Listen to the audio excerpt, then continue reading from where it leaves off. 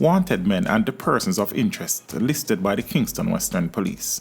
The Kingston Western Police have listed 2 men as wanted and 8 more as persons of interest in the gang conflict affecting sections of Denham Town. The wanted men are a man known only as Kyle and a man known only as Rico.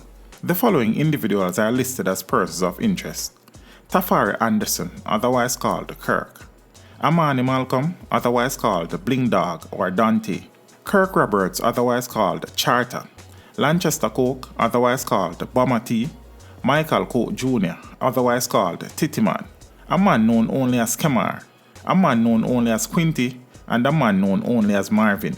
Detectives believe that these persons may be of assistance to ongoing investigations. They were asked to report to the Denham Town Criminal Investigation Branch before noon on Monday, March 21st.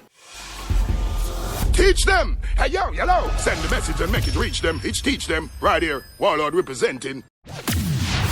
Thank you for watching. Like the video before you go. Please subscribe if you haven't done so. And remember to share the video with your friends and family. And browse the channel for more quality content.